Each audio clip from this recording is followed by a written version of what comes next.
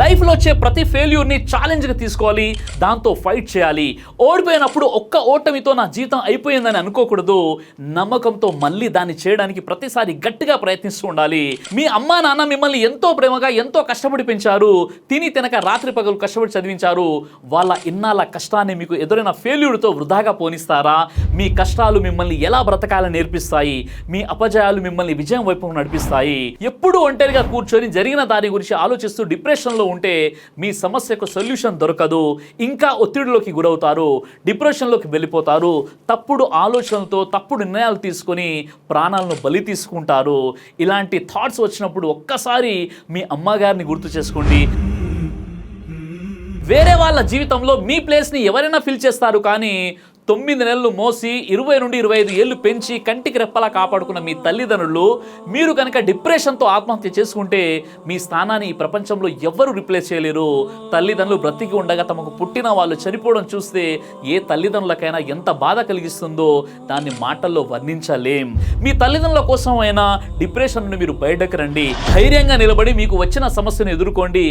ఏది ప్రయత్నించకుండా ఆగిపోయిన వాడి కంటే ప్రయత్నించి ఓడిపోయిన వాడే అసలైన వారియర్. ప్రతి ప్రయత్నం ఏదో ఒక కొత్త అనుభవాన్ని ఇస్తుంది. ప్రయత్నించిన ప్రతిసారి ఏదో ఒకటి నేర్చుకొని బెటర్ అవుతూనే ఉంటాం. ఈ ప్రపంచంలో విజయం సాధించిన ప్రతి వాళ్ళు మొదటిగా ఓడిపోయిన వాళ్ళే, వందల సార్లు ఓడిపోయి మళ్ళీ ప్రయత్నించిన వాళ్ళే. ఇలాంటి పరిస్థితుల నుంచి బయటికి వచ్చిన కొంతమంది వ్యక్తుల గురించి చెప్తాను, జాగ్రత్తగా వినండి. ఇది మనకు ఒక ఇన్స్పిరేషన్. స్టీఫెన్ హాకింగ్ ఉన్నాడు. ఇతనికి 21 ఏళ్ల వయసులోనే ఎమియోట్రోఫిక్ లెటరల్ స్కెర్లోసిస్ అనే నాడీ మండలానికి సంబంధించినటువంటి అరుదైన జబ్బు వచ్చి శరీరం మొత్తం చచ్చిపడిపోయినా కూడా మెదడు మాత్రం చక్కగా పనిచేస్తుండేది. ఆ స్థితిలోనే కృష్ణ బిలాలకు అంటే బ్లాక్ హోల్కు సంబంధించినటువంటి అనేక అంశాలు సైద్ధాంతిక భౌతిక శాస్త్రంలో ఎన్నో పరిశోధనలు చేశాడు. ఆయన జీవితాంతం కూడా ఒకే ఒక్క దవడ ఎముక కదులుస్తూ దానికి అమర్చిన స్పీచ్ జనరేటింగ్ డివైస్ను ఉపయోగించి మాట్లాడేవాడు ఆయన. ఆ విధంగా స్టీఫెన్ హాకింగ్ ఈ భూమి మీద ఎవరు కలలో కూడా ఊహించనిది సాధించారు. తన లైఫ్లో వచ్చిన అంత పెద్ద కష్టాన్ని ఎదురిస్తూ ఈ ప్రపంచంలోనే పేరు గాంచిన సైంటిస్ట్గా ఎదిగాడు స్టీఫెన్ హాకింగ్. ట్రైన్ యాక్సిడెంట్లో అరుణిమ అనే ఒక మహిళ తన కాలును కోల్పోయింది. హాస్పిటల్ నుండి ఇంటికి వచ్చిన తర్వాత చుట్టూ ఉండే జనాలు చాలా నెగిటివ్గా మాట్లాడారు. ఒక్క కాలుతో ఎలా బ్రతుకుతుంది, ఎలా జీవితం గడుపుతుంది అని చాలా నెగిటివ్గా మాట్లాడారు. ఆ మాటలు విని ఆమె అందరిలా డిప్రెషన్లోకి వెళ్ళలేదు. ఆమె తన లోపాన్ని తన ఆయుధంగా మార్చుకొని ఈ ప్రపంచానికి నేను ఏంటో చూపిస్తానని 11 ఏప్రిల్ 2011లో కాలు కోల్పోయిన ఆమె 2013లో ప్రపంచంలోనే అత్యంత ఎత్తైన ఎవరెస్ట్ శిఖరాన్ని అధిరోహించింది. ఆమె తన ఒంటి కాలుతోనే ఆమె తన యొక్క జీవిత లక్ష్యాన్ని సాధించింది. మన దేశానికి చెందిన వీల్ చైర్కే పరిమితమైనటువంటి సాయి కౌస్తుబ్ దాస్ గుప్తా, ఆయనకి ఆస్టియోజెనిసిస్ ఇంపెర్ఫెక్టా అనేటటువంటి చాలా భయంకరమైనటువంటి వ్యాధి వల్ల అతని శరీరంలోని ఎముకలు దూది వలె మెత్తబడిపోతూ ఉంటాయి.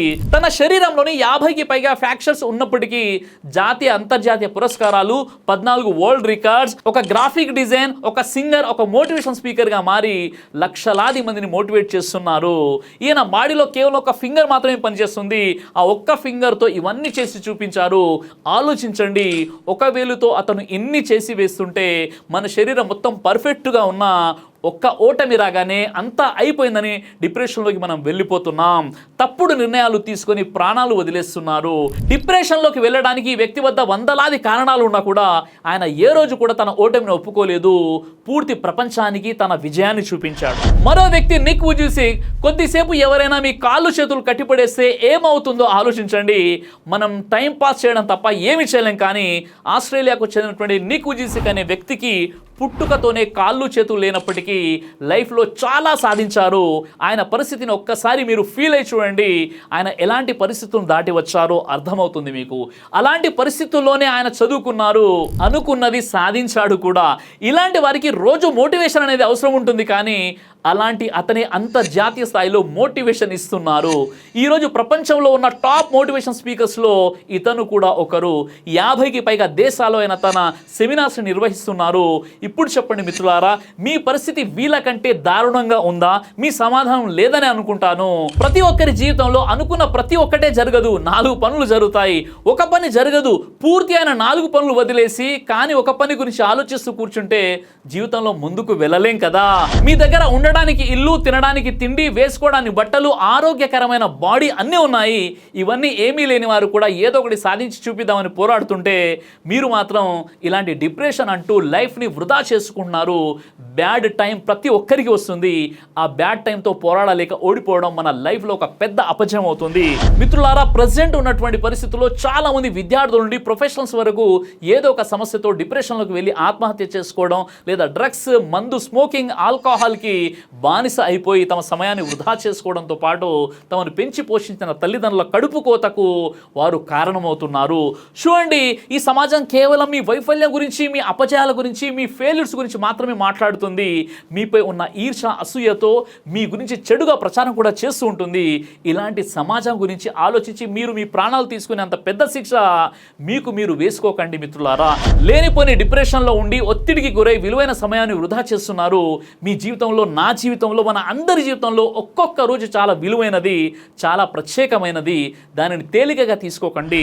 మీరు సమయాన్ని వృధా చేయడం వల్ల నష్టం ఎలా ఉంటుందో ఒక ఎగ్జాంపుల్ ఇస్తాను, జాగ్రత్తగా వినండి. ఒక వ్యక్తికి ధనవంతుడు అవ్వాలని కోరిక ఉండేది. అందుకోసం ఒక గురువు గారిని కలిసి నేను చాలా ధనవంతుని కావాలి, దానికోసం డబ్బు సంపాదించే మార్గం చెప్పండి అని అడుగుతాడు. ఆ గురూజీ అతన్ని ఒక నది తీరానికి తీసుకువెళ్ళి ఆ నది ఒడ్డున చాలా సంఖ్యలో చిన్న చిన్న గులకరాలు చూపించి ఇందులో ఒక రాయి ఉంది, దాన్ని తాకిస్తే ఏ వస్తువైనా బంగారంలో మారుతుంది. ఆ రాయిని ఎలా గుర్తుపట్టాలంటే మిగతా రాళ్ళ కంటే అది కొంచెం వేడిగా ఉంటుంది, పోయి దాన్ని వెతుక్కో, నీ కోరిక ఇప్పుడే నెరవేరుతుందని ఆ గురుగారు అంటారు. ఇది విన్న అతను ఆ రాయిని వెతికే పని మొదలు పెడతాడు.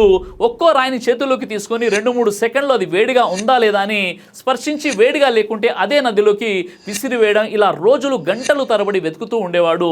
ఇలా 3 నెలలు, 4 నెలలు, 5 నెలల కాలంతో పాటు ఆ రాయిని వెతికే వేగం కూడా పెరుగుతుంది. ఎంతగా పెరిగింది అంటే ఆ రాయి వేడిగా ఉందా లేదా అనే విషయాన్ని కూడా సరిగా చూసుకునేవాడు కాదు. రాయిని తీసుకోవడం, నదిలోకి పారేయడం ఇదే అలవాటుగా మారింది.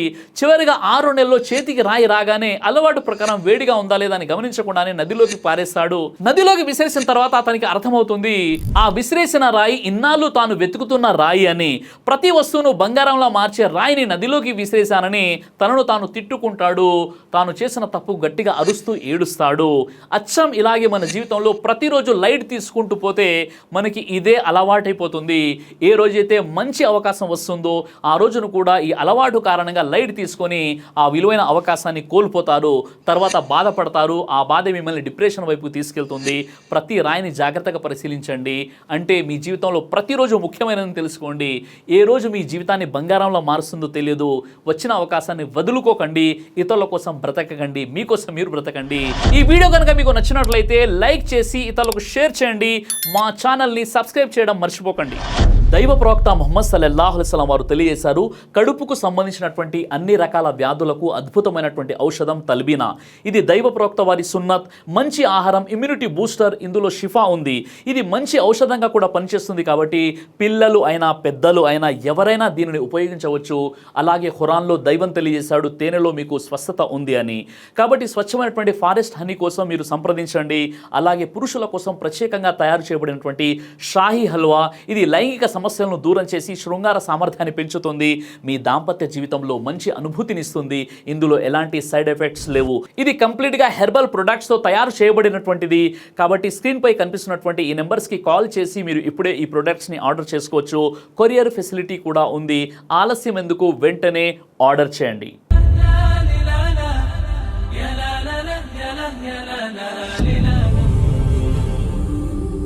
బ్రదర్ సిరాజ్ అని యూట్యూబ్ ఛానల్ని మీరు సబ్స్క్రైబ్ చేసినట్లయితే ఇన్షాల్లా దేవచిత్తం అయితే మీకు వీడియోస్ వస్తుంటాయి. అదేవిధంగా బ్రదర్ సిరాజ్ అనేటటువంటి ఫేస్బుక్ని కూడా లైక్ చేయడం వల్ల మీకు వీడియోస్ వస్తుంటాయి.